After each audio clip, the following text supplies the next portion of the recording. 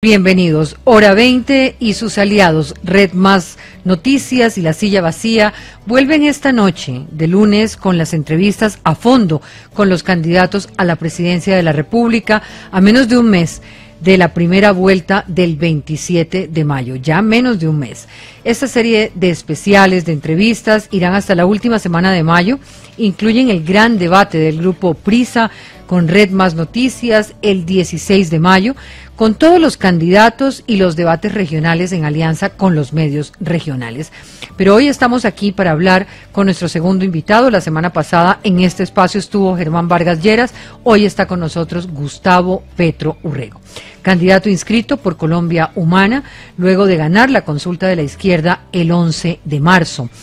Petro es cordobés, es economista de la Universidad Externado de Colombia, fue guerrillero del M-19, ha sido diplomático, representante a la Cámara, senador con un trabajo reconocido y alcalde de Bogotá con una gestión considerada muy controvertida. Fue fundador del Polo y del Partido Progresistas. Con Juanita León, buenas noches, Juanita. Hola, Diana, mucho gusto. Con Juan Lozano, también buenas noches, Juan. Buenas noches, Diana. Plantearemos una serie de preguntas muy variadas a nuestro invitado que hemos elaborado entre nosotros, que hemos recogido en las diferentes redacciones, que hemos recogido también a través de redes sociales, y vamos a hablar también de las que nos ha planteado FEDesarrollo. Es una entrevista amplia en la que estaremos por más de 1 hora y 15 minutos, pero le vamos a pedir al candidato respuestas concretas de no más de 1 minuto 30. Y eso, doctor Gustavo Petro. Muy buenas noches, candidato. Es una mala costumbre esa el 1 minuto y medio. Sí. Los problemas del país realmente no. ¿Qué se puede decir de más? ¿Qué se puede decir en más de 1 minuto y medio? No, sí, hay muchos temas que por su complejidad merecen, es un poco el tema televisivo, ¿no? Los tiempos de la televisión obviamente son cortos y molestan un debate. Pero en otros medios, en otros espacios, me parece que se puede dar un poquito más de libertad porque en realidad el debate amerita profundidad. La ciudadanía merece la profundidad de los temas que se tocan. Muy bien, pues arranquemos y así no perdemos tiempo y usted tiene mucho más tiempo. Humberto de la Calle ayer lanzó una alerta y un poco dijo se están tirando la paz y estableció algunas responsabilidades. Hoy el presidente de la República ante esa afirmación hace un balance muy completo de lo que ha sido la implementación y básicamente lo resumen que en Irlanda esta etapa posconflicto duró 7 años mientras en Colombia llevamos 9 meses con ires y venires, con deficiencias pero también con grandes aciertos. Pero además se refirió a lo que ocurre al interior de las FARC, en ese discurso que parecería que hay como un desequilibrio o por lo menos una gran diferencia entre lo que piensa un sector y lo que hace un sector en cabeza de Santrich y lo que hace otro sector que podría estar liderando Timochenko. ¿Cuál es la opinión suya sobre la afirmación de Humberto de la Calle y la respuesta del presidente de la República? Mira, a mí me parece que salen ya a flote 2 grandes vacíos de eso que llama Santos un proceso de paz. Yo no le pondría ese nombre. Y lo dije desde el principio, no es que ahora lo diga porque soy candidato, sino que desde el principio, antes del plebiscito, discutí ese tema. Ese es un acuerdo para acabar una guerra. Tiene unos componentes técnico-jurídicos, cómo se desarman, etcétera, ya buena parte de eso pasó. Cómo transitan hacia una actividad política, si quieren. Pero eso no es la paz. La paz de Colombia, ojalá fuera tan simple. La paz de Colombia en un país en donde esas guerras como esta han acabado decenas de veces y han comenzado nuevas. Y si ponemos atención a lo que está pasando hoy en Colombia, está comenzando otro tipo de conflictividad armada. Eso de Nariño, por ejemplo, allá en Tumaco, cerca de Tumaco, eso no es una disidencia de la FARC.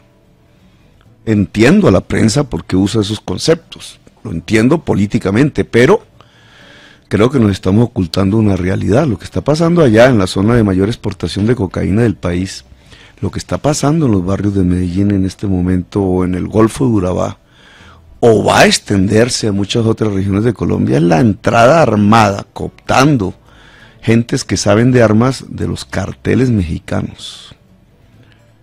Y eso pone el conflicto en otras circunstancias. No el conflicto viejo de la Guerra Fría, eso se acabó. No, estamos viviendo lo que son los conflictos del siglo XXI. Pero eso es nuevo, doctor Petro. Ya se decía que estaban aquí los narcos mexicanos desde antes. Desde hace mucho tiempo se señalaba como las propias FARC eran guerrilla y eran cartel. Ya sí, desde las épocas de Escobar y de los Rodríguez Orejuela había narcotráfico metido en todas las dimensiones del conflicto armado. La FARC es como una cebolla, así la definí hace varios años, creo que en el Congreso de Colombia en un debate. Como una cebolla, tiene tantos años, 60 prácticamente, si vemos su primer origen. Las primeras cebollas, las primeras hojas de esa cebolla era el liberalismo. La FARC son hijas del liberalismo, no son hijas de la izquierda. Son pues la historia patria de esa organización, y su propia mitología arranca es con el Directorio Liberal de Caldas y la persecución que le hicieron. Y bueno, eso es una historia y va pasando, entonces pasan a la época soviética de la Guerra Fría, y por eso Timochenko se llama Timochenko. Y hablan ruso, y bueno, estudian, están metidos, es quizás la única guerrilla latinoamericana que estuvo realmente en la esfera soviética. No, yo no conozco otra, pero digamos, y después sigue, porque la Unión Soviética, a pesar de la señora Cabal, pues se acabó en 1993, y empiezan otras capas de la cebolla, y entonces lo que usted menciona, una articulación difícil, compleja, es diferente por regiones, con todo el escalón del narcotráfico, al principio pues en sus niveles básicos, el campesino, el gramaje que llamaban ellos, y poco a poco, al cabo de los años, ya en circuitos difíciles que incluyen hoy la conformación misma del narcotráfico a nivel internacional, pero ahí ya, discúlpeme, el tema es más complejo, no es las FARC. Aquí se están organizando ejércitos privados de control territorial, ya los habíamos tenido antes. ¿Y qué propone usted para con un mando, con una conducción extranjera? ¿Y qué propone usted para conducir eso y para poder salvar y consolidar los acuerdos de paz? Son dos temas diferentes. Entonces, volvamos a la pregunta inicial de Diana. Entonces, hablar de paz no es simplemente hablar de qué fue lo que acordaron con las FARC. Eso, digamos, usted lo que dice es que se llegó a un acuerdo para acabar la guerra, y para la construcción de la paz se necesitan muchas más cosas. Muchas más cosas. Muchas se están haciendo hoy, y cuáles otras, para conectar con la pregunta de Juanita, haría usted, porque digamos esa paz, independientemente de la implementación y el cumplimiento de los acuerdos, está amenazado, como dice Juana, por todo este tema de un narcotráfico que parece haber superado no solamente el problema en Colombia, sino en el mundo, con unos ejércitos dispuestos a hacer lo que sea para poder sostener ese estatus del narcotráfico y de la guerra. ¿Qué haría usted diferente? Lo que tenemos hoy en Colombia es plantearnos la paz. La paz es un asunto de la sociedad. Ahí no, eso no es un asunto ni de los coroneles, ni de los generales, ni de los jefes guerrilleros, cualesquiera que queden por ahí, si es que quedan. Es un asunto que tiene que ver es con la sociedad colombiana. ¿Por qué la sociedad colombiana en 2 siglos siempre ha estado en guerra? Con protagonistas diferentes, con o sin narcotráfico, etcétera. Esa es nuestra historia. Hay un sinónimo entre nación colombiana desde que nos independizamos y violencia y guerra. ¿Por qué no hemos sido capaces de constituirnos en una nación? ¿Por qué? Y las causas, que es lo que yo propongo en mi discusión política y en la plaza pública y en esta campaña electoral, la causa tiene que ver con una profunda exclusión de la sociedad colombiana de las decisiones de su país, de la riqueza de su país. Es la desigualdad social. Cuando ustedes comparan 2 estadísticas de esas del DANE internacionales, discúlpame sí, que lo diga, Colombia es hoy realmente por su tamaño la tercera sociedad más desigual del mundo, no de América Latina, del mundo, y muchas veces hemos sido la más violenta, y seguimos siendo una de las sociedades más violentas. ¿No hay una correlación entre esos dos conceptos? Yo pienso que sí. Yo pienso que el almendrón de los problemas de Colombia está en su profunda desigualdad social, y que por tanto un proceso de paz que incluya a la sociedad, no a las guerrillas, tiene que ver con la disminución de esa desigualdad social. Tiene que ver Pero digamos, eso se con está algo que trabajando, Gaitán llamaba la justicia social. Eso se está trabajando y por eso le quiero preguntar, ¿Se está trabajando digamos, dónde? bueno, pues hay unas cifras, hay unas políticas públicas en todo lo que tiene que ver con llegar a esos territorios, muy posiblemente muy diferente la a desigualdad social está en Bogotá, la desigualdad social está en todo el país, pero mi pregunta la es, desigualdad social está en Medellín, y hasta ahora, si uno hace un balance de políticas públicas de los gobiernos, que además no lo reconocen como un problema, es decir, no cimentan su política alrededor de cómo disminuir la yo le pongo desigualdad. el ejemplo de Tumaco. Digamos, ¿qué haría pero usted no diferente confundas allá? pobreza con desigualdad social. Okay. ¿Qué Es haría? que lo que produce la violencia no es la pobreza, porque países más pobres que nosotros hay. Lo que produce la violencia es la desigualdad, que es un concepto diferente. Es la distancia entre riquezas y patrimonios y oportunidades de la gente.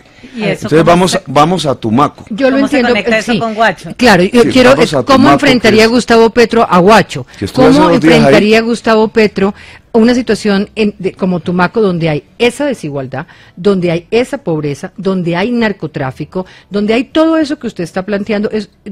Póngase a pensar eso repartido en todo Colombia. ¿Cómo lo enfrenta? Pero tú ya Por tienes, fuera de la retórica, sí, digamos, ya- en digamos, concreto. tienes un antecedente con o sin narcotráfico, porque esa región no tenía narcotráfico antes. ¿Hace cuánto? Pues algunas décadas, pero la ¿Tres gran décadas? región cocalera, acuérdense, estaba en San José, Guaviare. Incluso antes de 1993, Colombia no era un cultivador de hoja de coca. Es a partir del 93. Pero Bueno, vayamos a vamos lo al grano. concreto. Vamos al cómo. Sí.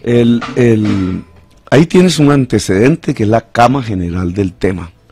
Las comunidades, la región es la más olvidada, la que estos gobiernos nunca tuvieron en cuenta, la que siempre vieron fue como un puerto en un lado para cruzar una avenida, para que llegaran las tractomulas y pare de contar. Nunca tuvieron en cuenta ni la población, ni el territorio, ni nada.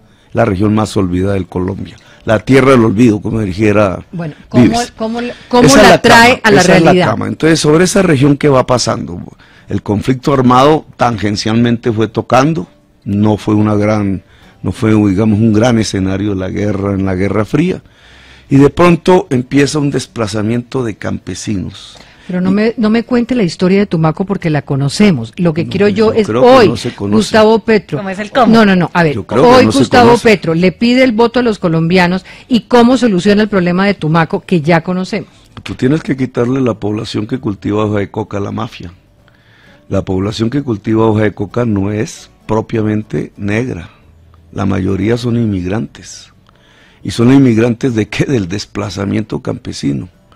¿Y por ¿Cómo qué se la quita? ¿Cómo le quita ¿Por a qué esa se población? produce ese desplazamiento campesino? Porque el país se ha negado a hacer una reforma agraria en Colombia.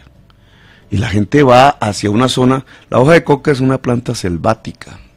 Es Ya, del ya Amazonas. nos metimos en el área. Reforma agraria. Sí. ¿Cómo es la reforma agraria de Gustavo Petro? Tienes dos posibilidades para competir con la hoja de coca que se convierte en pasta en la misma finca del campesino. Es decir, estás hablando de un proceso de industrialización, agroindustrialización para ser exactos. Cuando llega una persona, no vamos a mencionar el nombre, dice cultivar cacao, sin industrializar ya está perdiendo. No porque el cacao no sirva, no se puede sembrar, sino porque ya la generación de valor agregado y de riqueza que recibe el campesino, la cocaína, que es pasta en ese momento, es superior al del simple producto O cultivado. sea, usted llevaría industria Obligatoriamente para allá en todos los productos, que no es que haya que llevar, es que hay que potenciar el campesinado que está allá para que pueda industrializarse el mismo a través de su organización, y eso tiene créditos, y eso tiene saberes, y eso tiene una serie de condiciones. Doctor Petro, ya volvemos al tema de reforma Sí, agraria y propuesta ya en el vamos a campo. volver Déjeme ahí. solo cerrar un asunto De coyuntura. para enfrentar esas dificultades en la zona.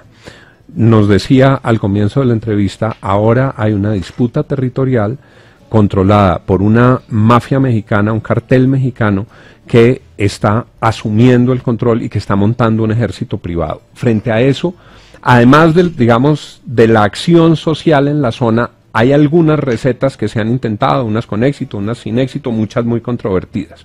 Por ejemplo, bombardeos, por ejemplo, extradiciones, por ejemplo, el aumento de pie de fuerza en la zona. Si sabemos que están esos carteles ahí, de ese arsenal de herramientas en el combate físico frente a quienes están invadiendo las zonas, ¿usted con cuáles de esos instrumentos estaría de acuerdo? Usted tiene que irse con dos instrumentos al mismo tiempo, no con uno. ¿Qué serían? Hasta ahora, el uno es bombardeo, guerra. Usted llega a Tumaco y está en un aeropuerto de guerra. Pero eso no es suficiente y eso fracasa si usted no construye Estado. No es suficiente, y la pero construcción sería... de Estado no es simplemente lo militar, eso es lo más fácil. De acuerdo, por eso lo mencionaba en el entorno de las otras reformas sociales, pero digamos porque en ese las cifras arsenal... de inversión en Tumaco han sido infinitas en los últimos años sin ningún resultado que termine solucionando el problema. No hay nada, mire, solo por poner un ejemplo, el mayor riesgo hoy natural que existe es un tsunami, porque al frente de Tumaco hay 300 kilómetros está la falla, es la misma de California. Ya ocurrió en el pasado. Si vuelve a ocurrir ahora, usted tiene que sacar 150.000 personas de una isla en cuestión de una hora a través de un puente. Se llama el Puente del Pindo. El mismo Puente del Pindo, con la misma anchura, con Bargallera en la infraestructura, con Santos, con Uribe, desde que se construyó ese puente sigue siendo el mismo hoy. Siendo la única opción, fuera de reubicar la población, la única opción para salvar 150.000 personas. Si ni siquiera eso se ha hecho, ¿cuál inversión se ha hecho? Eso no es cierto. Hay una serie de ONG, sí, un poco de artificios que intermedian los recursos públicos y las donaciones, que en el fondo se los terminan robando. Doctor Petro, usted dice, el bombardeo no es suficiente, tienen que ser dos, pero ¿usted bombardearía eventualmente? Si a usted le dicen ahí hay una vaquerina. Algún periodista, no me acuerdo cuál, pero que dijo, en cuestiones de orden público usted va a bombardear. El orden público es una manifestación, el orden público es... Sí, no es orden público. Una pregunta mal hecha. Si usted está en una guerra contra un ejército, su ejército, el ejército nacional, ¿va a competir con ese otro ejército con las mismas armas o vamos a bombardear? En ese caso, vamos a bombardear, pero no sin la propuesta social. Y la propuesta social tiene dos elementos, porque a ustedes no les gusta mucho eso. Dos elementos. Mire, una parte de la población, le voy a poner un ejemplo ahora crítico. ¿Usted ha visto alguna vez que en la tierra fértil del valle del río Cauca, en el mismo Cauca, se cultive hoja de coca?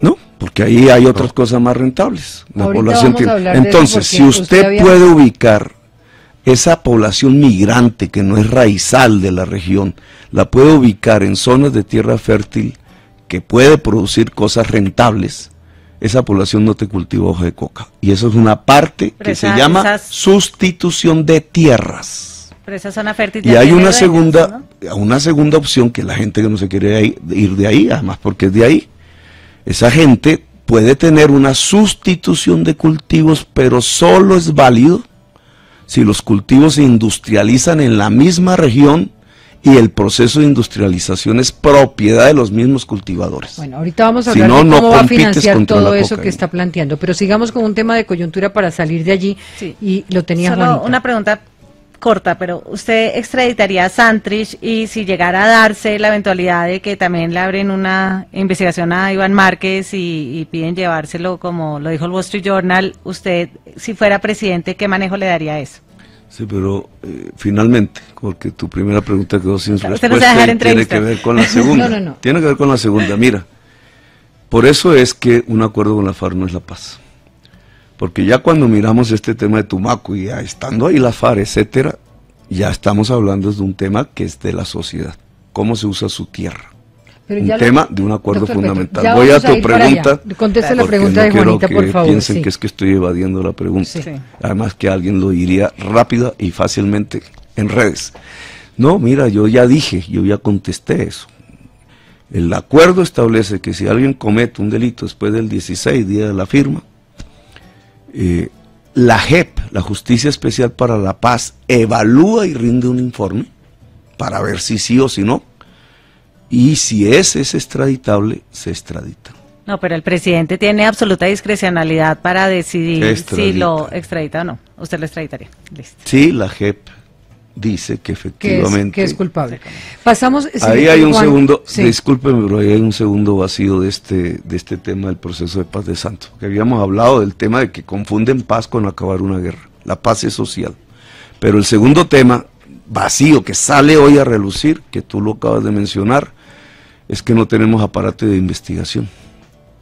Es que la Fiscalía está haciendo otra cosa completamente diferente a su tarea constitucional. ¿Qué es cuál? Pues saber si Santrich estaba realmente pues en una labor de traqueteo o no. No, lo que esa investigación viene de afuera del extranjero.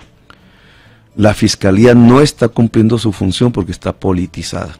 Y el primer responsable de eso es precisamente el primer responsable del acuerdo con la FARC, el presidente Santos. El presidente Santos escogió un fiscal del tamaño del encubrimiento. Y eso ha impedido que tengamos un aparato investigador, no solamente para este tema, sino para afirmación que vale la pena que profundice. ¿Qué es lo que ha encubierto el fiscal? Odebrecht. Odebrecht es una cadena que tiene que ver ya con la corrupción. Pero Odebrecht es una cadena que arranca con los hijos del presidente Uribe.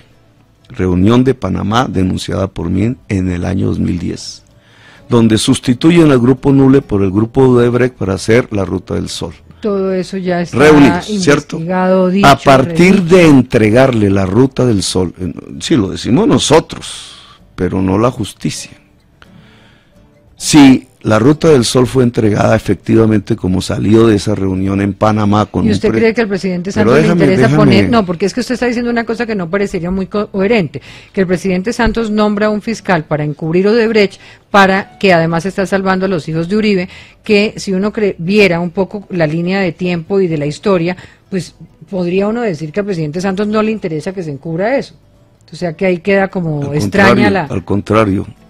Pero mire, nos tenemos que ir a una pausa y necesito que siga hablando sobre ese tema, bueno, pero también queremos descubrir un poco de su personalidad, de por qué un hombre de izquierda usa Ferragamo, pero amenaza con expropiar las tierras en el Valle del Cauca. No sabía que los hombres de izquierda tenían que usar ¿qué? Alpargatas. No sé, eso es lo que quiero que usted me cuente para poder entender ese Gustavo Petro, quién es y cómo percibe pues el modelo de sociedad en el al que espera gobernar, que espera instaurar si llega a ser elegido presidente. Ya vamos con Petro a fondo en Hora 20, La Silla Vacía, Caracol Radio, Red Más Noticias.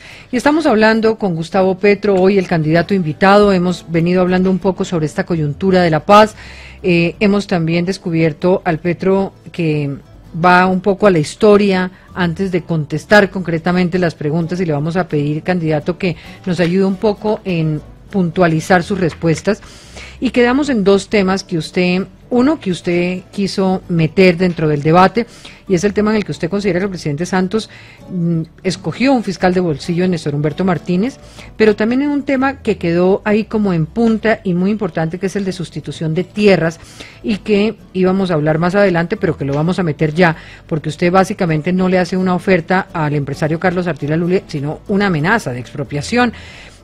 Así que, Juan, siga usted. Avancemos con el tema de Odebrecht. Usted estaba relatando una cadena, había hablado de sus primeros eslabones y estaba señalando que ese es un tema que está pendiente. Cuando ya se entrega la Ruta del Sol y sabían antes de la licitación, lo cual estamos hablando de un delito, porque no se puede predeterminar una licitación por nadie, menos por los hijos del presidente. En ese momento se entrega la Ruta del Sol, salen los Nule, efectivamente entran los Odebrecht y empieza una cadena de sobornos. Todos los candidatos presidenciales del presidente Uribe, incluido, comencemos cronológicamente, el señor Arias, Uribito, ¿cierto? Es el primero que asiste a la reunión con el presidente Álvaro Uribe Vélez y Odebrecht. Segundo, Juan Manuel Santos, 2010, es el candidato de Uribe, recibe dinero de Odebrecht. Tercero, el señor Zuluaga, 2014, recibe dinero de Odebrecht. Usted puede comprobar Y todas cuarto, esas el señor afirmaciones. Duque, que está en la reunión en donde el señor Zuluaga recibe la oferta de Odebrecht. O sea, llevamos 4 candidatos presidenciales seguidos del presidente Uribe, el que pone Uribe, en donde están relacionados todos con Odebrecht. Por eso yo digo, con el perdón de usted, Juan, a veces uno no debería llamar el Centro Democrático, ni es centro ni es democrático. Ha sido la oficina central de Odebrecht en Colombia. Pero yo creo que, bueno, seguimos hablando. Sí, adelante. Ahora tú yo me ibas a tengo- preguntar No, sigamos. de la expropiación. fue Sí, lo yo, que ya, me yo tengo dijiste. eso una vamos. pregunta sobre todo, doctor Petro, porque me parece que sus ideas siempre suenan bastante buenas, pero a mí siempre me queda la duda sobre cómo lo haría. Entonces, volvamos a lo de las tierras buenas, porque pues a mí me suena súper evidente que si la gente tiene tierras buenas para cultivar, pues no se dedica a cultivar coca, sino otras cosas, y si tiene plata para hacer mega industrias también. Mi pregunta es, ¿esas tierras hoy en día tienen un dueño? O unos dueños Las fértiles. legales, las fértiles. Las fértiles. ¿Cómo haría usted para que darle esas tierras a estas personas que hoy en día están cultivando coca? Sí, hemos descubierto que uno de los problemas de Colombia, cultivar hoja de coca y hacer la pasta y quizás exportar la cocaína, ya tiene una raíz, la desigualdad social, fíjate. Está en el tema de tierras, está en el tema de por qué población de Candelaria Valle del Cauca, terminó cultivando hoja de coca en Putumayo, y después de la avalancha sobre el Putumayo, de las operaciones militares, terminó cultivando también allá junto a Tumaco. Digamos, esta es una cadena histórica, pero tiene una raíz, la tierra. Y por tanto una solución ¿Es posible, que es una mejor repartición de la tenencia de la tierra en Colombia, con un uso de esa tierra muchísimo más racional desde el punto de vista económico, que además nos podría ayudar muchísimo a industrializarlos. ¿Y Doctor cómo Petro, lo haría en esas concreto? Porque tierras haría una tienen expropiación administrativa, haría una expropiación judicial, pasaría una ley, ¿cómo lo haría? ¿Y Sí, cómo lo haría en contra de la Constitución? Porque, digamos, La Constitución constitucionalmente ordena, usted la no puede Constitución del 91 expropiar ordena que el Estado ayude al acceso a la propiedad al campesino. Está Pero cumpliendo escrito las leyes. Explícitamente, obvio. Sí, nadie miremos está cómo hablando. lo haría. ¿Y quién está hablando de incumplirlas? Es más, tu pregunta ya tiene un veneno. Tú hablas de expropiación. No, yo no fui. Usted fue Diana. usted fue la que le ofreció a Carlos Ardila Lule que le vendiera las tierras ¿y eso qué fértiles. tiene que ver con la ¿Usted cree expropiación? que eso es usted cree que eso es real o No, eso? a ver, te o- pregunto concretamente, claro, no soy el periodista, pero ¿qué tiene que ver con que yo, si soy presidente, lo anuncio ahora, hago una oferta de compra con la expropiación? Hace una oferta de compra y si ellos no le aceptan su precio, ¿qué hace? Pues nada. ¿Sabes cuántas cosas yo compré como alcalde en representación del distrito en el Distrito Capital? Te doy un ejemplo. Yo compré TGI, la gran empresa transportadora de gas de Colombia, en un porcentaje del 32%. Eso lo hicimos nosotros. Pero, o sea, lo que usted Pero, haría es decir, ustedes me están diciendo que le está prohibido al Estado hacer ofertas de compra. No, a mí me parece Y que si el no es Estado válido. hace ofertas de compra, ¿eso se llama expropiación? Pero a mí me parece interesante. ¿O están mirar- confundiendo los términos con una finalidad política? A mí me parece interesante, doctor Petro, ver qué sigue. Digamos, usted hace la oferta de compra. Entonces, esa oferta arroja dos opciones. ¿Se la aceptan o no se la aceptan? Exactamente. ¿Qué pasa si no la aceptan? Que alguien la aceptará, pero vamos a unas propuestas ahí. Hay dos casos de tierra fértil que son diferentes y vamos a desconectarlas porque no están relacionadas. Una es la tierra fértil improductiva, es decir, el gran latifundio por allá, más de 500 hectáreas, es donde están 10 millones de hectáreas, esas no están en el Valle del Cauca. Esas Claro, están no es el caso de Magdalena estas Medio, tierras. Caribe colombiano, Piedemonte llanero. Ahí tenemos una política. ¿Cuál? La mismísima de Alfonso López Pumarejo, que es poner un impuesto. Un impuesto por la improductividad de la tierra. Hay formas de hacerlo técnicamente. Al gravar con ese impuesto se pueden producir dos efectos diferentes. Uno, los mismos poseedores la hacen producir y no pagan ese impuesto, lo cual es una gran ganancia, porque esa es la función social de la productividad, de la propiedad que dice la Constitución, que no está escrita desde el 91, está escrita desde 1936, 200 del 36, que es Alfonso López Pumarejo. Dos, supongamos que no tienen, no quieren, y entonces para no pagar el impuesto deciden es venderla.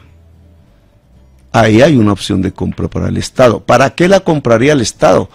No para fundar empresas estatales, como dicen las malas lenguas, produciendo aguacate o cosas por el estilo, no, para entregárselas a los campesinos, a los pequeños y medianos productores que tengan vocación agraria, empezando porque la titulación debe pasar a la mujer campesina. ¿Eso para qué? Pues para producir alimentos. Si en 10 millones de hectáreas fértiles pudiésemos cultivar, habría 2 millones de puestos de trabajo y un crecimiento tal de los ingresos que permitiría la base real de un proceso de industrialización. Eso fue lo que pensó Alfonso López Pumarejo. Él, ¿por qué no lo pudo hacer? Porque Juanita, casi le dan un golpe de Estado. Vamos al otro punto. Un segundito, Pero solo una con- contrapregunta chiquita en eso, porque eso implicaría pasar una reforma tributaria, pues cambiando ese impuesto. Usted va a tener usted tiene 5 personas decentes que van a hacer su base inicial, que son políticos que no son profesionales, va a tener una alianza seguramente con gente del Polo, con gente de las FARC y algunos de los verdes, pero su coalición va a ser minoritaria. ¿Cómo trataría usted de pasar esa reforma tributaria que, según entiendo, han tratado de insinuar otros presidentes antes que usted y no han podido porque es un congreso de terratenientes? Juanita, acuérdate que estás hablando con alguien que ya tuvo una Exacto. experiencia. No, por eso Alcalde le de pregunto, Bogotá, una de las porque ciudades más me grandes del parece mundo, con clave un saber consejo su adverso. respuesta de cómo lo hace. Un consejo Como adverso. presidente, ¿cómo lo Y haría? sin embargo nosotros que presentamos como 4 veces una reforma tributaria para modernizar los tributos en Bogotá y no nos lo aprobaron, sí pudimos a través de algo que se llama el catastro. ¿Sabes por qué las tierras improductivas, siendo fértiles, no pagan impuestos en Colombia? No porque la ley diga que no, el problema no está en la ley, es porque no hay catastro. Y ese no es un tema del Congreso, es un tema puramente administrativo. Lo primerísimo que hay que hacer es en el IGAC, con personas idóneas para eso, modernizar completamente el catastro rural de Colombia, porque eso es lo que nos Pero permitiría. Usted no pasaría la ley de base multicatastro que está tratando de pasar este gobierno. Hay un que no ha intento, logrado. pero es que Hay es un- de eso le iba a acción, decir. es de acción, porque multi, ¿qué significa? Que le sirva para varios impuestos. Eso es el multi. Pero en realidad el catastro, para el efecto que estamos hablando, que es estimular la producción de la tierra, eso es lo que estamos diciendo, con el catastro simplemente modernizándolo lo podríamos lograr. Doctor Petro. No te digo para que no Juan haya Lozano. necesidad de leyes, pero digamos, en este Petro. caso lo primero que hay que hacer es eso. Para Juan que Lozano. volvamos al, digamos, Al segundo- al desarrollo al que usted segundo estaba tema. planteando. Lo primero, entonces, en esas tierras improductivas, la propuesta es poner un impuesto muy alto que estimularía a la gente a poner a producir su tierra, sino a venderla porque no tiene con qué pagar el impuesto. Ese impuesto es un No es que impuesto... no tenga con qué, porque si produce ya no hay impuesto.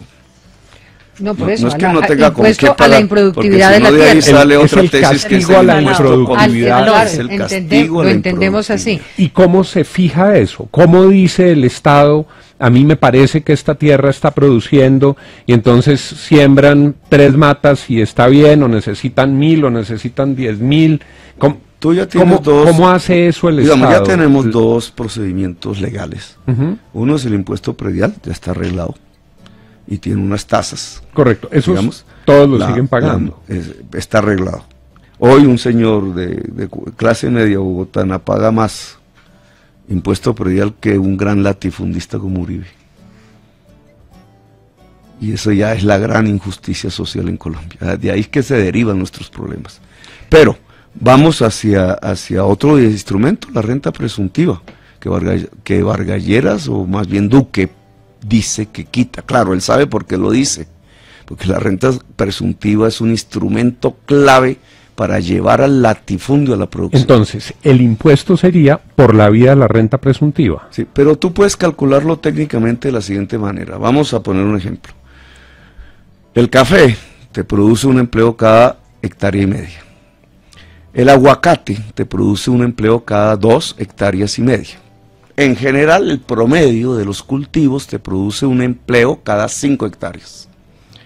Esa es la gracia del cultivo, sin industrializar, sin hablar de la industrialización. Entonces ya hay una base técnica para la renta presuntiva si estamos hablando de tierras fértiles, que el mapa está hecho. Depende de la escala. Entonces, doctor Petro, sí. si hace minifundio y reparte en pedacitos muy chiquitos, Sí, pero no estamos hablando aquí del minifundio, porque si no caemos en las cadenas del odio. No es que le va a quitar la finquita a la gente, no estamos hablando de propiedades de más de 500 hectáreas en tierra fértil. Pero ¿entre cuántos le propiedades de más de 500 hectáreas. Ponga usted este caso, si X señor, no vamos a poner nombres propios, porque si no también otra vez, tiene 10.000 hectáreas, ¿cierto? De tierra fértil. ¿Cuántos puestos de trabajo debería producirse ahí? Usted pone un cálculo y le pone un más y un menos. No, ya usted dijo, 5 tiene hectáreas un empleo. 2.000 empleos. ¿Cómo lo comprueba? Muestre las certificaciones de que está pagando las pensiones y la cotización de salud como patrón. No las tiene. Entonces no tiene su tierra productiva. Y entonces ahí se activaría, según esta propuesta, activaría el impuesto. La presuntiva. Sí, puede ser la presuntiva, puede ser el predial. Hay 2 mecanismos hoy vigentes. Caso de tierras improductivas. ¿Y las productivas? Las tierras... Bueno, entonces es un caso completamente desconectado. Estamos hablando ya de otro tema, ¿cierto? Volvamos al Cauca. Es un tema específico. Claro, volvamos al Cauca, donde hay productividad confirmada. Sí, no estamos hablando del mismo caso del mega narcoterrateniente. ¿Para qué hace usted esa afirmación? Entonces, ¿Para provocar o para qué? No, porque estoy en Puerto Tejada, en primer lugar. Entonces, el que iba a criticar el tema debería haberse ubicado en Puerto Tejada. Okay. Puerto Tejada, norte del Cauca. ¿Allí qué ha pasado? Allí ha pasado que los gobiernos han prometido a las organizaciones indígenas y a las organizaciones afro, Puerto Tejada es 90% afro, 30.000 hectáreas en el norte del Cauca. Compromisos no míos, no estoy haciéndolo yo, compromisos del gobierno en los movimientos sociales. Es más, hay una sentencia de víctimas de la masacre de Nilo, se llama así, contra indígenas, que la sentencia ordena una reparación a las comunidades indígenas con tierra fértil en el valle del río Cauca. El Estado no tiene ahí nada, no es propietario de nada ahí, todas son tierras privadas. Entonces, ¿cómo va a cumplir el Estado? Y entonces vamos a decir públicamente que como son privadas las tierras y al Estado le queda prohibido comprar, porque si dice comprar, alguien va a decir que es expropiar. Le queda prohibido la reparación integral a las víctimas de la región y le queda prohibido cumplir y honrar sus compromisos. No, yo lo que me pregunto es cómo va a honrar el Estado sin... tierras, ¿no? Mira, ahora hablemos más para responder tu pregunta. Pero ¿cómo lo va a hacer usted? Porque, lo que digamos, está sucediendo... Usted plantea algo que es una realidad. Hay que darles la tierra, hay que cumplir compromisos, hay que honrar la palabra. ¿Cómo lo va a hacer? Sin quitarle las tierras, sin quitarle las tierras a quienes legítimamente otra vez pusiste una palabra que indica un veneno en la pregunta. No, no es veneno. Libertad de prensa, compañero. Yo hago preguntas para que nos entendamos. Pero yo es puedo veneno, responder. No es veneno. Entonces, porque tú 2 veces has dicho expropiar y ahora acabas de decir quitar las tierras. Para que usted me responda. Yo no estoy hablando ni de expropiar ni de quitar las tierras. Porque no puedo, no quiero. No lo deseo, esa no es la forma. Entonces, ¿qué es lo que tenemos? ¿Qué es lo que tenemos en el Cauca? Tienes la mayor parte de la población rural en las montañas, que son tierras infértiles, no por ser montaña, ahí son infértiles. Tienes la población indígena creciendo, la población negra creciendo, la población campesina mestiza creciendo. ¿Por qué están en las montañas? Porque fueron desalojados en procesos históricos, porque ellos estaban abajo. ¿Qué alternativas tienen ante una población creciente con baja capacidad de poderlas alimentar? El conflicto. Se están armando. Hay muertos entre ellos. Hay un conflicto interétnico, una olla a presión. Si las mafias mexicanas suben la cordillera, que ya lo están subiendo desde el Pacífico, allí tienes la nueva guerra en Colombia. Es más, te diría, donde puedes perder realmente la soberanía nacional, no es en San Andrés, es en el litoral pacífico. Vamos al tema. Entonces, ¿cómo lo resolvemos? ¿Cómo un gobierno responsable, no de hijo de la vida fácil y de quedarse a dormir en la ciudad de Bogotá, etcétera, sino alguien que quiera realmente resolver los problemas, puede hacerlo? Tiene que establecer un diálogo y el Estado tiene que ser y tener un papel regulador. Si no, se arma un conflicto insostenible para la región. Doctor Petro. ¿Qué hace el Estado? Propone comprar tierras. Si el Estado, el gobierno de Santos, prometió entregar 30.000 hectáreas, ¿cómo se adquieren esas hectáreas? Comprando. ¿A qué precio? Eso es una negociación y la ley rige la forma como se establecen los precios. Que todo el mundo decidió no comprar, no vender. ¿Cierto? Porque sí, porque es Petro. Entonces, como en la reserva Tomás Van der Hamen, que teníamos 120.000 millones de pesos para comprar la tierra de la reserva Tomás y hacer un bosque nativo. Sucede eso. ¿Cuál va a ser la consecuencia? La consecuencia es el estallido de un conflicto violentísimo, armado. Por eso yo hablaba que acabar la guerra con la FARC no es la paz. La paz es precisamente desagregar estos mecanismos. Los invito a que nos están haciendo falta exactamente 30 minutos de programa. Con lo cual, Juan, le pediría que terminemos esta pregunta y nos vamos a los siguientes bloques. Le pregunto, como economista y en el agregado social, sí, esas tierras, con este ejemplo, son tierras que hoy están en plena productividad, sí, que generan empleo, que generan para la zona una capacidad de uso de esas tierras. ¿Será que en el agregado social a la región le va mejor si se desmonta una agroindustria productiva y se reparte la tierra en pequeñas porciones sin que se garantice la productividad de la tierra en términos de productividad? ¿Será ese el camino, doctor Petro? ¿Será el camino buscar que esas empresas que hoy están haciendo su tarea por la dificultad de la oferta disponible de tierras tengan que venderla y desmontarse su estructura? ¿O habrá otras maneras de fraternidad social, de buscar otras alternativas? Esa, digamos, sería la decisión del gobierno. Siempre hay alternativas, pero te contesto como economista y como ambientalista. El Valle del Cauca ya sabe que tiene que diversificar la producción de su valle. Eso no es un invento mío. Allá ya hay una discusión, allá hay verdaderos PhDs que han hablado con la sociedad a través de sus medios de comunicación, porque la producción de caña se vuelve insostenible en el mediano plazo. ¿Por qué? Porque su regadío, cada vez en mayor proporción, el agua, es de unos reservorios fósiles de debajo de la tierra que no fluyen, es decir, se agotan, se van a agotar. Así de simple. No debió haber permitido la CBC, la corporación, ese uso. Porque una cosa es una fuente subterránea de fluidos, de agua, y otra cosa es cuando es agua fósil, es agua de hace 20 y 30 siglos. Se acaba. Y ellos ya tienen calculado cuánto tiempo, etcétera. Está en plena competencia con el agua potable de la población que vive en los pueblos que están allí. ¿Yo qué te diría como ambientalista? En el mediano plazo estamos hablando de 20 a 30 años. Las mejores tierras para la caña están en la antillanura colombiana. Pero ¿qué te diría como ambientalista? Hay que sustituirlas por cultivos que no compitan de la misma manera por el agua. Eso es un primer elemento para que la población pueda sostenerse en la región. Que absorban más CO2 que agua. Ese es el tema del cambio climático. Pero como economista, ¿qué te diría en términos de productividad? La mecanización, a partir de la huelga de cañeros de hace unos años, la mecanización acabó ya con los puestos de trabajo que había en esa zona. Tú lo que estás viendo es una especie de desierto verde.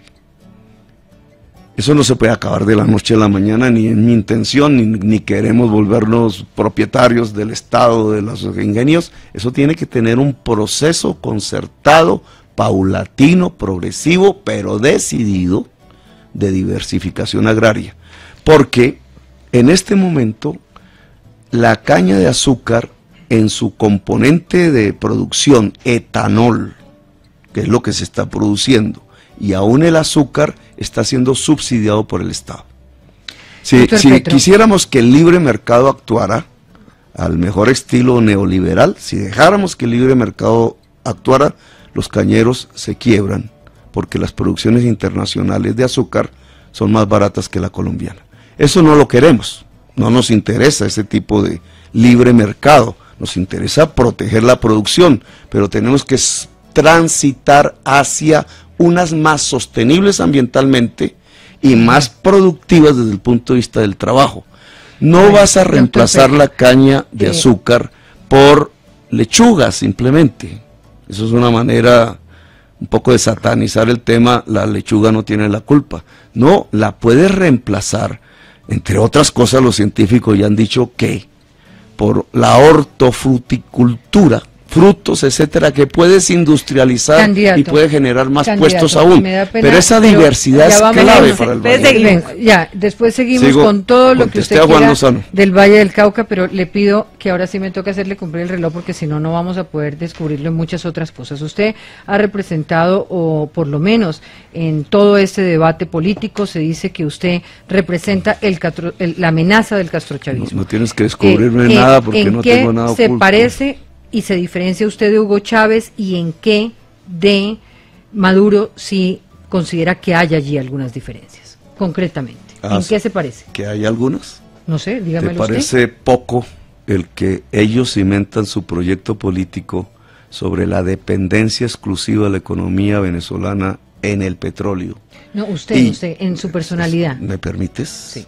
Y yo estoy cimentando mi proyecto económico y político para Colombia precisamente en separarnos progresiva pero tajante y seriamente del petróleo.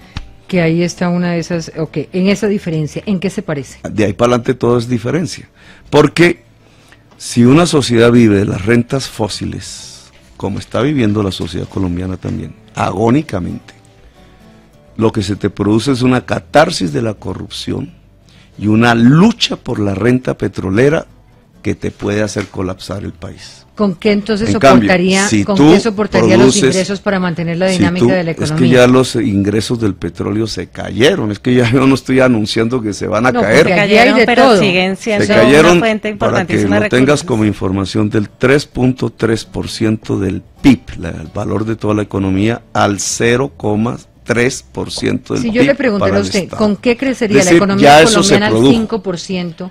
Usted me diría, digamos, no fracking, no minería de oro, no renovación de contratos de carbón. Está diciendo, me separo de todo ese modelo de Venezuela, en el sentido de que no me soporto sobre el petróleo. ¿Cómo hace uno para crecer 5%, que se lo preguntaba Juan Lozano hoy cuando estábamos en este cuestionario, sin nada de esto? Mira, ya tú lo viste el año pasado, y en el gobierno de Santos, no en el mío.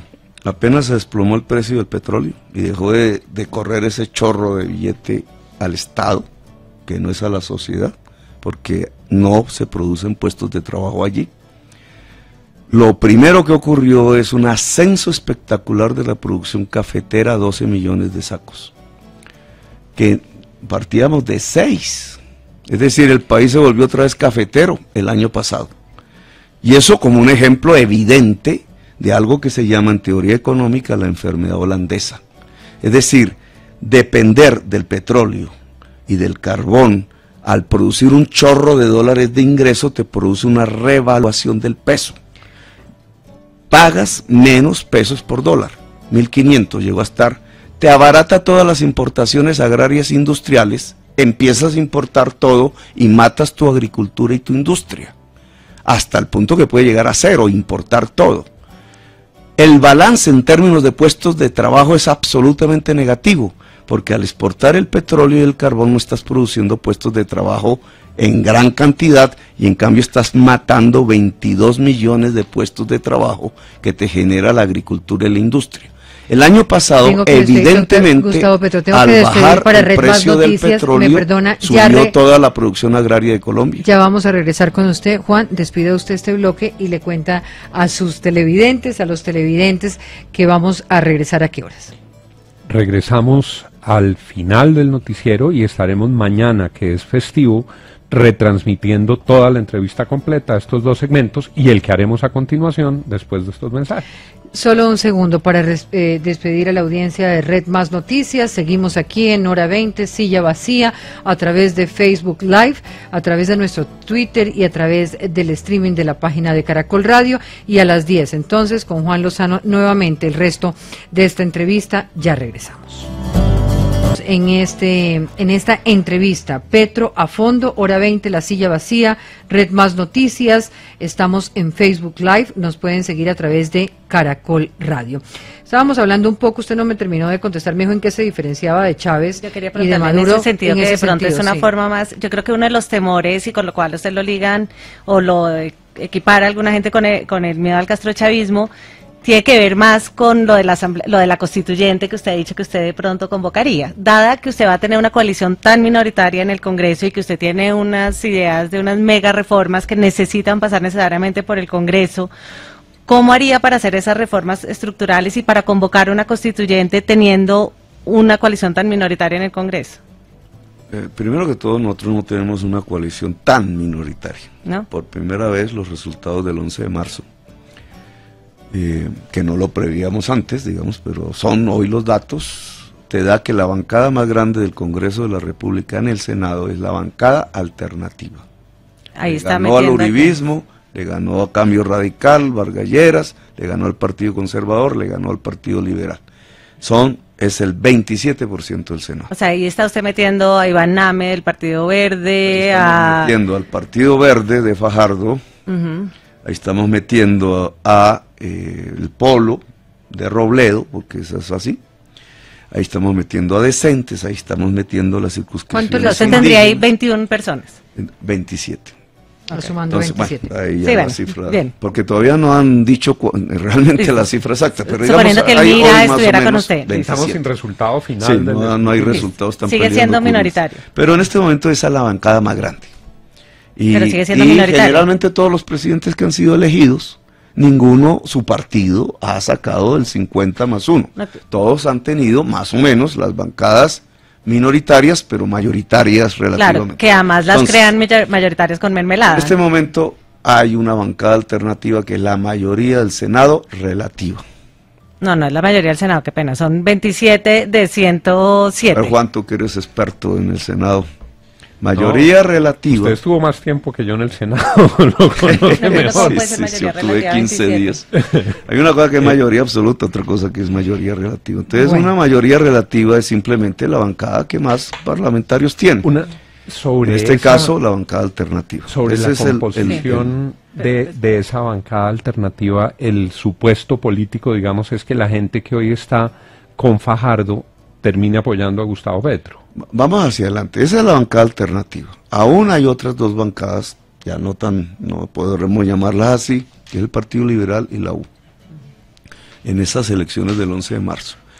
Entre esas tres está la mayoría absoluta del Senado, que es diferente. Es decir, el poder de hacer las reformas, más o menos, y la ley. Entonces, se impone un acuerdo. Se impone un acuerdo. ¿Qué cosa estaría en el fondo de esa constelación política, de ese arco iris? La paz. Si son consecuentes con eso, ¿no? Porque la política ustedes saben que varía, pero Es digamos, bien dinámica. si algo junta todo esa constelación de la mitad más uno del Senado, es la paz. Entonces sí, no te voy a decir que se garantiza, pero te voy a decir que sí hay condiciones. Que no la ve tan difícil. No la veo tan difícil. Sí hay Doctor, condiciones de un acuerdo sobre lo fundamental, como decía Álvaro Gómez Hurtado. Ojalá estuviera él vivo aquí, Candidato, ayudándome en ese esfuerzo. Quiero preguntarle qué tan importante, y Juanita le pido algunos ejemplos de los que usted tiene presentes, qué tan importante es para usted cumplir la ley cuando la ley se convierte en un obstáculo para sus propósitos. Y me refiero a casos concretos que vimos durante su alcaldía. Sí, como por ejemplo usted decidió no hacer la LO a pesar de que el Consejo la había aprobado, o intentó dejar de venderle agua de un día para otro en bloque a Cundinamarca, aunque pues legalmente no podía hacerlo, o terminar los contratos, o usted amenazó con acabar los contratos de basura y luego del caos tuvo que renovarlos con mejores condiciones. En esos casos nosotros encontramos como declaraciones en la silla en donde usted decía públicamente que lo demandaran, que le mandaran a la Contraloría, que lo tumbaran, pero que usted lo iba a hacer. Ahí, a ver, y creo que es en ese tipo de cosas para la lo que fecha, genera. en el día de hoy, ya ha pasado 2 años y medio del último mes de mi alcaldía, o sea, ya 6 años y medio del comienzo de mi alcaldía, ningún decreto de los que yo expedí ha sido declarado ilegal. Así que la insinuación de que yo quebré la ley a través de las preguntas que ustedes me hacen no es cierta. Ni uno. Insinuación. Ni uno. Eso para, digamos, hasta el día de hoy, toda la actuación como alcalde fue bajo la ley. El que decide si es legal o ilegal un decreto es el juez, la justicia administrativa. No hay ninguno que se haya caído. Ahora, ni siquiera el del POT, que es un extraño caso del subuso, yo lo llamo, porque el POT de que nosotros decretamos no pudo funcionar, pero no fue declarado ilegal. Bueno, puntualmente, tú comienzas por...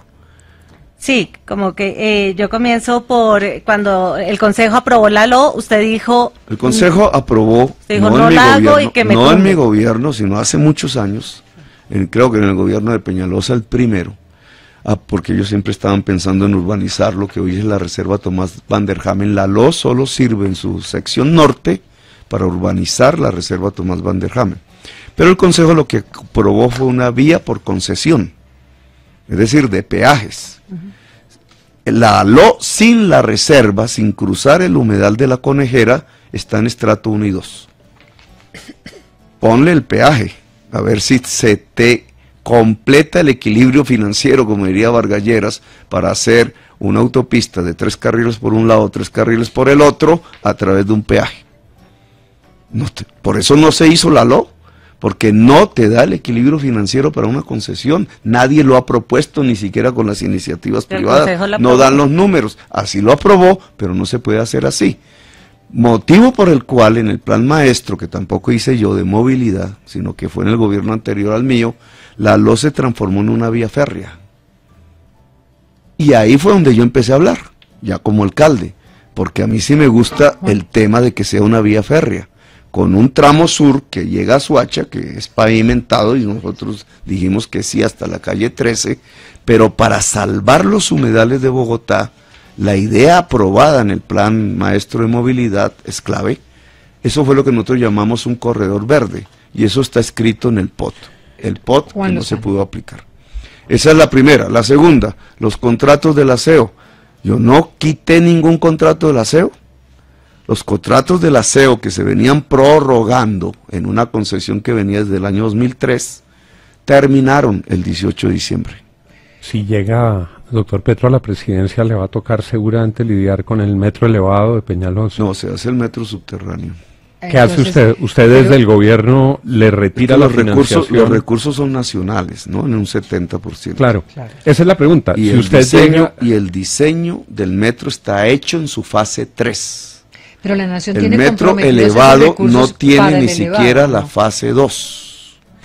Entonces, si usted llega a la presidencia y tiene el COMPES de Bogotá, en ese COMPES usted dice ya no se destinan al metro elevado, de una vez el COMPES, se reversa el metro elevado de Peñalosa. Continúa el COMPES del presidente Uribe, mire cómo es la paradoja, el del año 2010. ¿Y con la Van der Hamen? ¿Pero ahí no hay un desconocimiento de lo aprobado? No, en la COMPES del año, hubo un desconocimiento del COMPES del año 2010. Aprobado. ¿Habría un desconocimiento entonces de para poder darle la vuelta? Exactamente como hicieron. Es que un COMPES no es una autoridad sobre el presidente, un COMPES es un organismo administrativo del gobierno nacional, ni siquiera es del distrital, es del gobierno nacional, donde coordina su política social o su política económica o de infraestructura.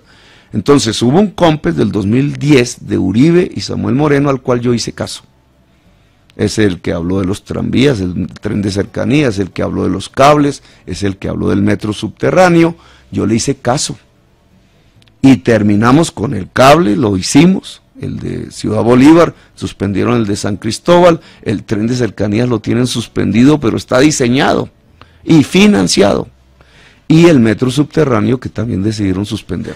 Y quien desobedeció el COMPES del 2010 fue Peñalosa. Ahora, yo continúo el COMPES del 2010. Y lo que han gastado en este tiempo en el metro elevado, y lo que ha dicho Peñalosa del metro elevado, y lo que han iniciado el metro elevado, usted lo suspendería. Hay cosas que sirven de los estudios. ¿Y la Vanderhamen, doctor Petro?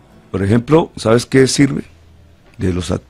Que al haber hecho un estudio de suelos en la Caracas, que no lo tenía el metro subterráneo porque era por la 13 y 11, se puede deprimir la troncal de Transmilenio, lo cual recuperaría la Caracas, Chapinero, el centro de Bogotá, por el lado de la Caracas, hasta Los Héroes.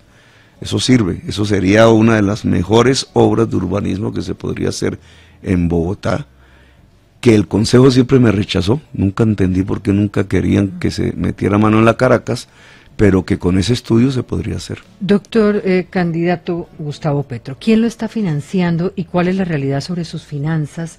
¿De qué está viviendo? Tenemos entendido que ha tenido dificultades financieras enormes en lo personal y al mismo tiempo vemos que hay un despliegue de una campaña que implica unos gastos. Personalmente, pues yo viví embargado 2 años, en una situación difícil, casi pierdo. Ya hay un cobro jurídico sobre lo único que yo tengo, que es la casa de mi familia, pues es patrimonio familiar, entonces el cobro jurídico pues no opera como embargo, la salvé, pero yo no tuve ingresos, no tuve nada. Pero yo no tengo carro, no tengo haciendas.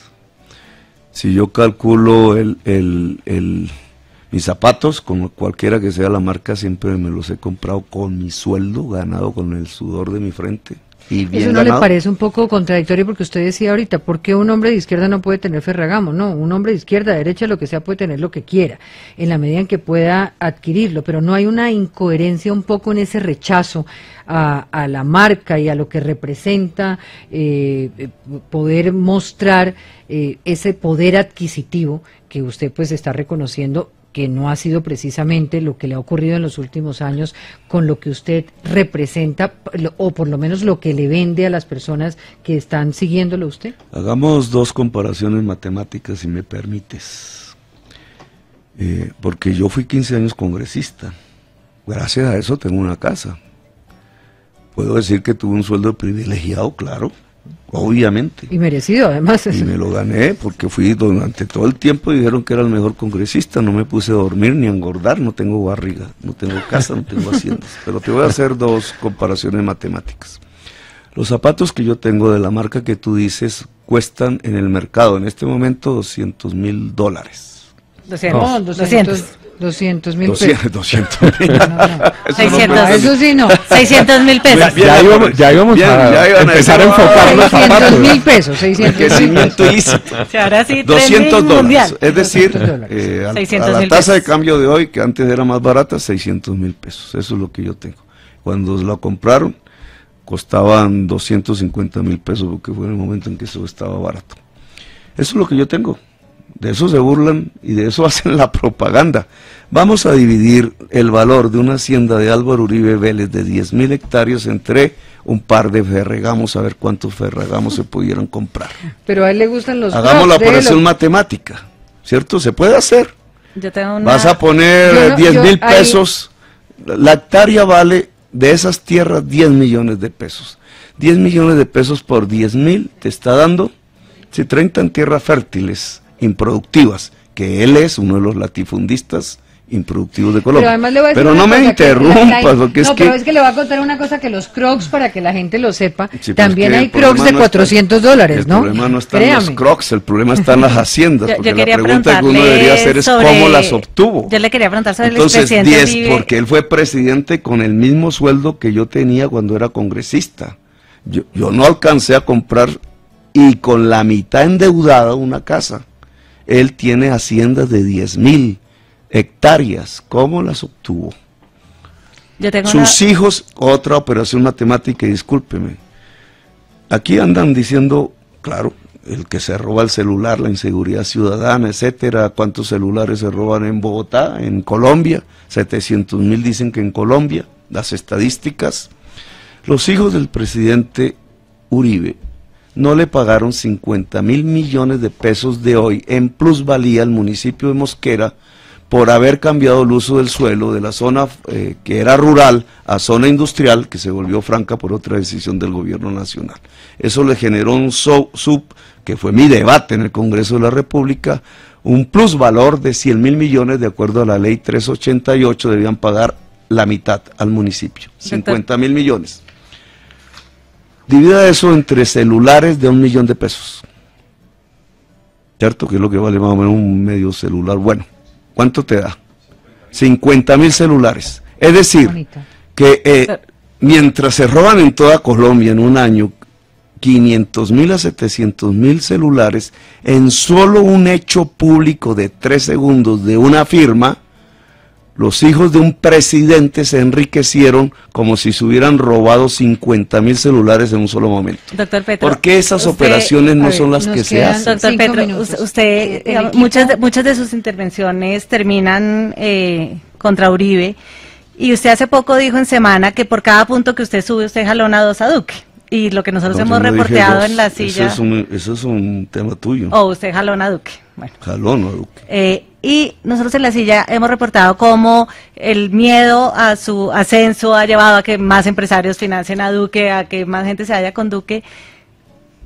A veces le da miedo facilitar el regreso de Uribe al poder, que es, según lo que usted habla, una de las peores cosas que le podría pasar a este país. Yo soporté 8 años a Uribe.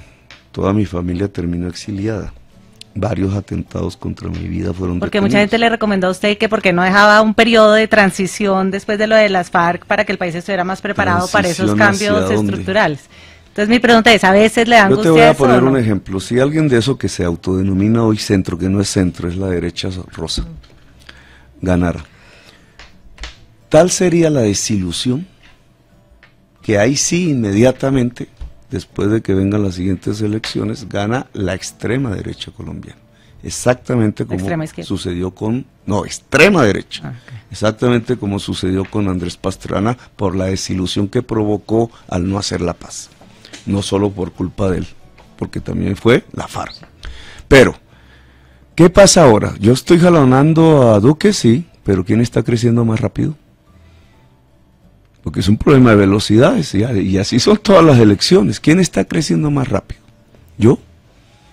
Es decir, que en perspectiva, en tendencia, claro, la política puede variar, etcétera, no vamos aquí a poner la bolita más, pero así como están las cosas, quien iría a ganar la presidencia de Colombia soy yo.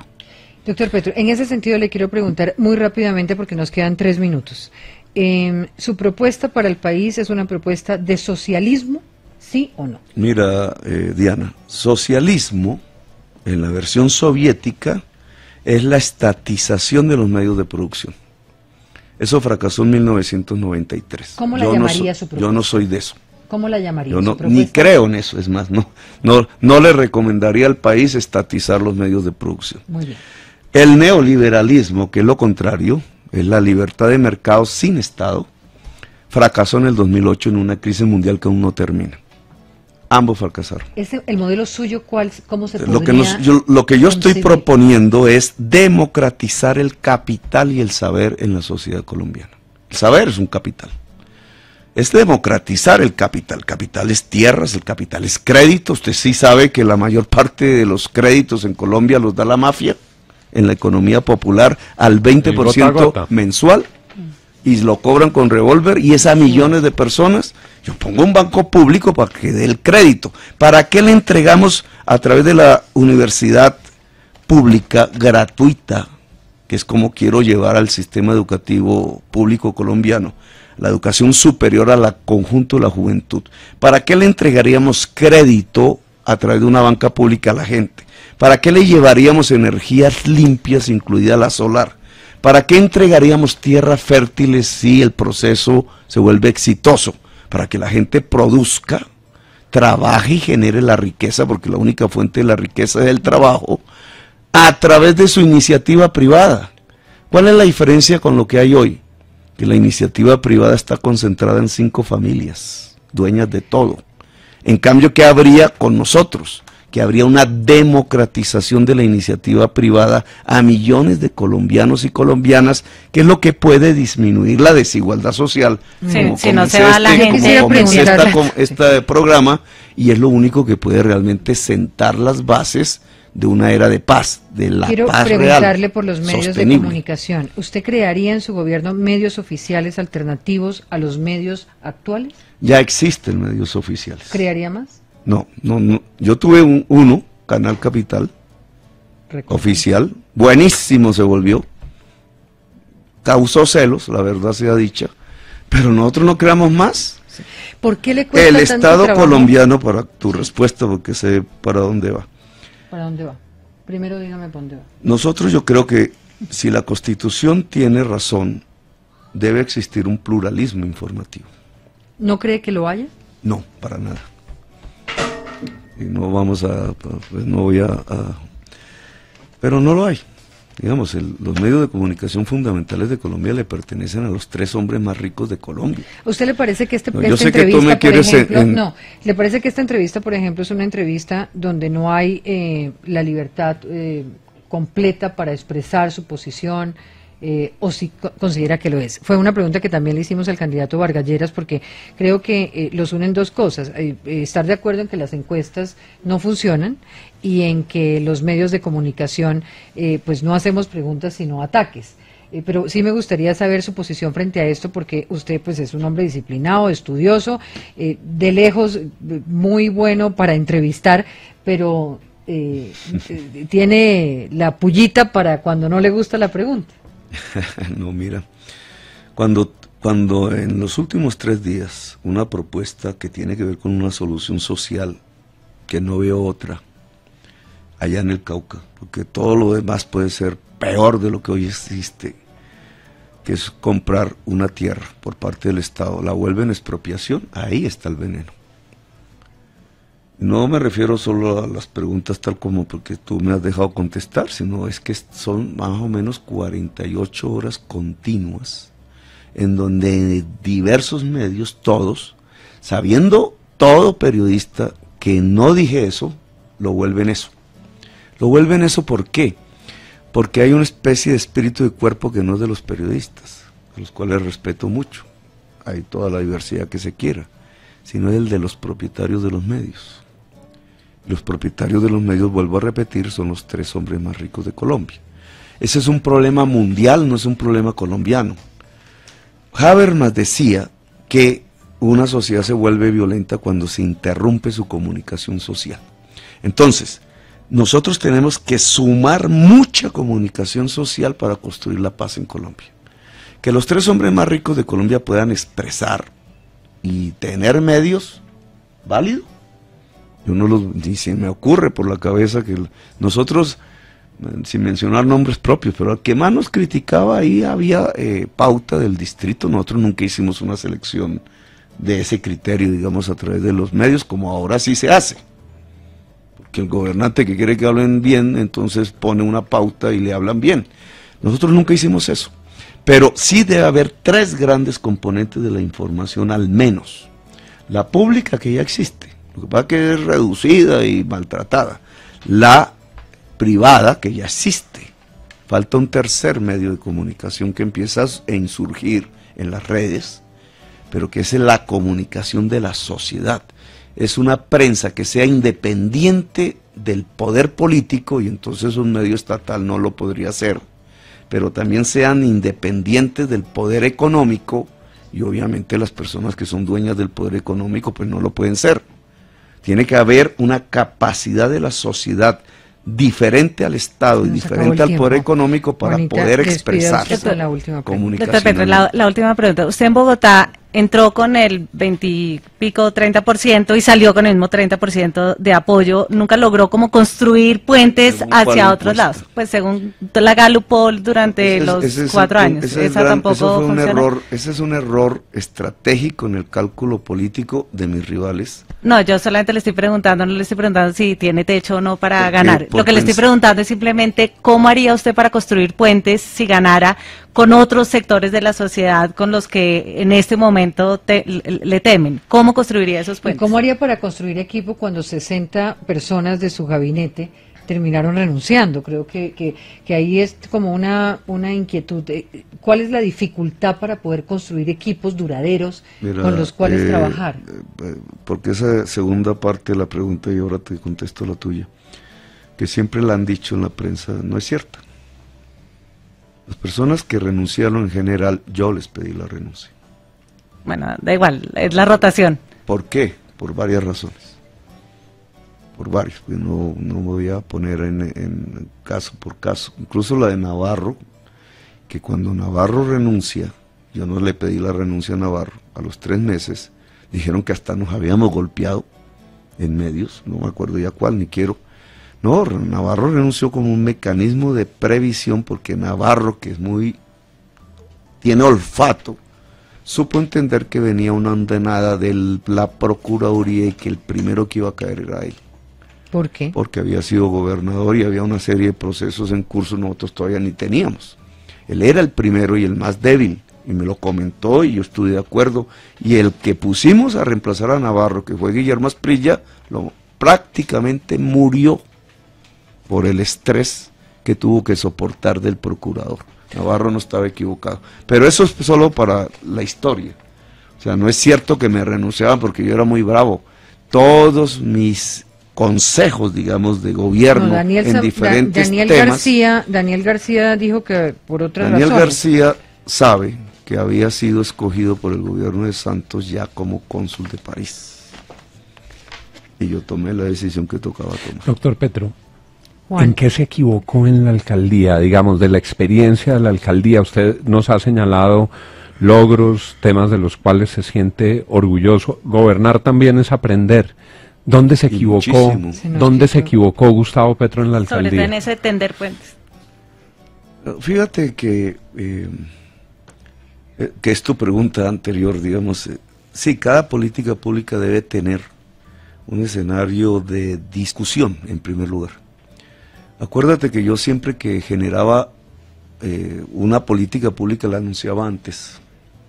Y se armaban unos zafarranchos de unos medios terribles. Yo no sé si ahí fue una equivocación o no, pero lo hacía por principio. Yo quería que se debatiera públicamente los temas, antes de tomar las decisiones. Muy bien, qué pena, doctor Gustavo Petro, aquí sí tengo que decirle que pero ese tema de obligación. Estar abierto al diálogo es fundamental para la construcción de una política pública. Es fundamental.